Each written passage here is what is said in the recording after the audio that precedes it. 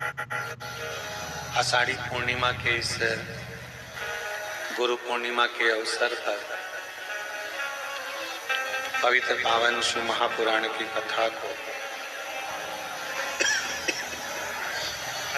श्रवण करने के लिए कुबेरेश्वर बाबा की पवित्र धरा पर विराजमान।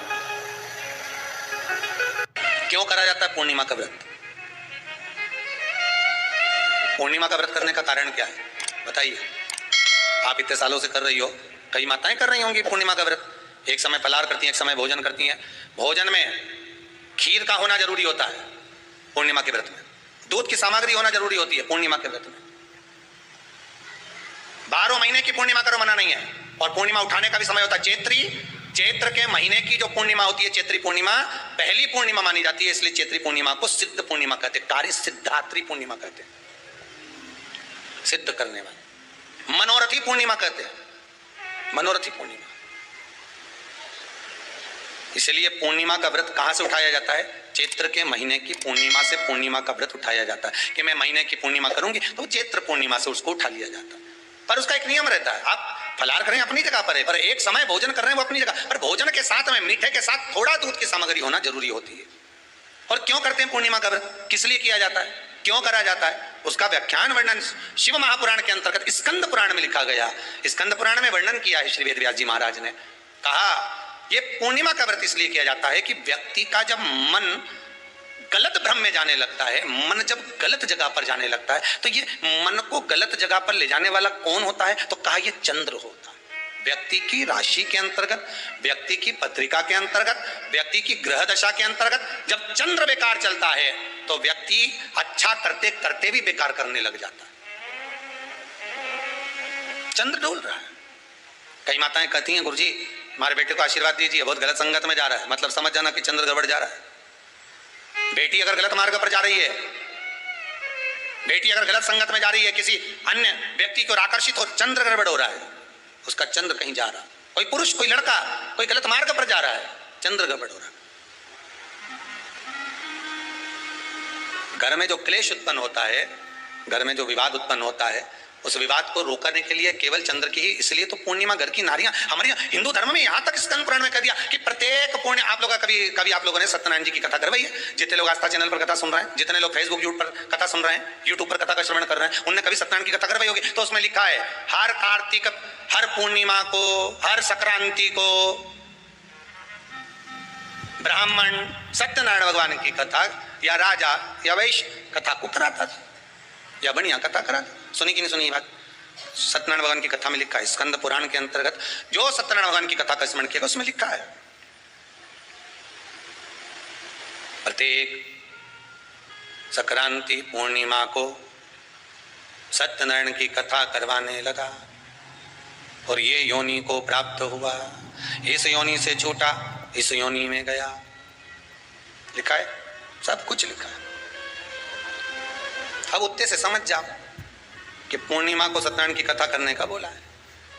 तो पूर्णिमा को सत्यनारायण की कथा का क्यों बोला? वैसे तो रोज कराओ सत्यनारायण जी की कथा, प्रतिदिन कराओ, मना नहीं है। आप क्या कोई विशेष फंक्शन है आप सत्यनारायण जी की कथा करवा, पर पूर्णिमा संक्रांति को और संक्रांति को पूर्णिमा को सत्यनारायण की कथा का स्मरण क्यों करवाया गया? क्योंकि पूर्णिमा के दिन अगर ये भगवान का व्रत रख लेगी, पूर्णिमा के दिन अगर ये खीर का प्रसाद बना लेगी, थोड़ा सा दूध की कोई सामग्री बना लेगी और भगवान को भोग लगा देगी, भले सत्यनारायण भगवान के भाव से बनाए, भले सत्यनारायण जी के निमित्तार्थ बना, पर अगर इसने सत्यनारायण भगवान के निमित्त से बना, पर पूर्णिमा के दिन अगर ये व्रत रखेगी, उपास रखेगी या कोई सामग्री बनाकर भगवान की पूजन कर लेगी, तो इसके घर में जो अशांति है वो शांति में बदल जाएगी। इसलिए कई घरों में आज भी सत्यनारायण भगवान की पूजन हर पूर्णिमा को करती है। माता किताब लेके बैठ जाती है, तुरंत तुरंत उन्हें ऑफिस जाना, कहीं काम पे जाना, और तुरंत उसने जल्दी कलश रखा, कलश नहीं भी रखे तो भगवान की पूजन कर रखे, ब्राह्मण देवता को बुला लेगी, ब्राह्मण नहीं आएंगे तो खुद कर लेगी, पर करती जरूर है। इतना सा आटा सेक लेगी, पंजेरी बनाई, सीरा बनाई, मिठाई रख दो, कुछ भी करेगी, पर सत्यनारायण की कथा कर ले। उसका मन लग गया उसमें, मतलब पूर्णिमा को करना है। उसको करने से क्या होता है? शांति रहती है, शीतलता रहती है। जिसके घर में हर महीने की पूर्णिमा को खीर बनती हो, ध्यान दीजिएगा, बहुत सुंदर संवाद चल रहा है, बहुत ध्यान देने वाली बात है। प्रत्येक महीने की पूर्णिमा को जिसके घर में दूध की सामग्री बनती हो, दूध की सामग्री तैयार होती हो, खीर प्रसाद तैयार होता हो, उसके घर में कभी क्लेश नहीं हो सकता, चाहे सास बहू एक दूसरे के सामने वो कहे ना वो सांप और नेवले की लड़ाई क्यों ना, फिर भी शांति हो जाती है। पर प्रत्येक महीने की पूर्णिमा होना चाहिए। ये नहीं कि तुमने एक महीने की पूर्णिमा पे बना लिया और दूसरे महीने की पूर्णिमा को गायब कर दिया। फिर किसी ने कह दिया आज चूरमा तो बन रहा है, दाल बाटी तो बन रही है चूरमे के साथ में, लड्डू बन रहे हैं, तो काय को खीर बना रही हो, तो तुमने अब वो खीर प्रसाद। पूर्णिमा के नारियों को, स्त्रियों को अखंड सौभाग्य के लिए जो नारी वैधव्य नहीं होना चाहती है, उस नारी को पूर्णिमा के कितने व्रत करना चाहिए। जिस नारी के यहाँ संतान नहीं हो, औलाद नहीं हो, उसको पूर्णिमा के कितने व्रत करना चाहिए। जिस नारी का पुत्र पति बहुत बीमारी से ग्रसित हो, लग रहा हो कि ये मेरा बेटा बहुत बड़ी बीमारी में घिरा हुआ है, तो नारी को कितने व्रत करना चाहिए। स्वयं भगवान कृष्ण ने माता यशोदा को द्वापर में भी बताया है कि पूर्णिमा के 32 व्रत होते हैं। कितने व्रत होते हैं? 32।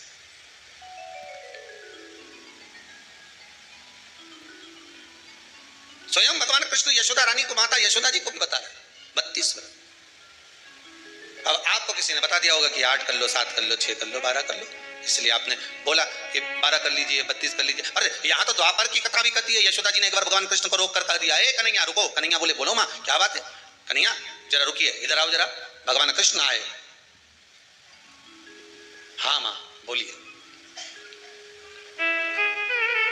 किस जगह का प्रसंग है ये? जिस समय पर राधा रानी कुरुक्षेत्र में नंद बाबा और यशोदा जी को लेकर कुरुक्षेत्र के कुंड में, ब्रह्म सरोवर में स्नान कराने के लिए लेकर जाती है, ग्रहण का समय पर। और जब भगवान कृष्ण उस कुरुक्षेत्र के उस सरोवर में स्नान करने आते हैं, तब यशोदा जी ने अपने लाला से प्रश्न किया है, पूछा है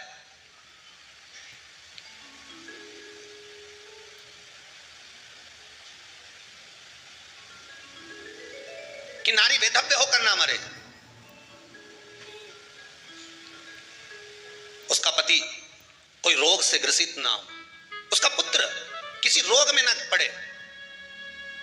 अरे भाई कितना सुंदर संवाद लिखा है। अगर किसी माता का पुत्र मान लो किसी नशे में डूबा हुआ है, कोई नशा कर रहा है और गलत नशा है, आपको लग रहा है कि ये नशे में डूबा हुआ है, आपको लग रहा है कि ये गलत जगह पर डूब गया है, आपको लग रहा है कि मदिरापान में, मांसाहार में या अधिक गांजा आदि जो भी नशे होते हैं, जितने भी नशे, उसमें डूब चुका है। और माँ उसको समझा रही है, तू नशे में मत डूब, तू इस काम को मत कर, तू ये गलत कर्म मत कर। माँ उसको समझा कर हार गई। तो मेरा माताओं से निवेदन है, आप उसको समझाना बंद कर दो, एक काम करना प्रारंभ कर दीजिए। हमें जो शिव महापुराण के माध्यम से शास्त्र कह रहा है कि आप 32 पूर्णिमा के व्रत प्रारंभ कर दो।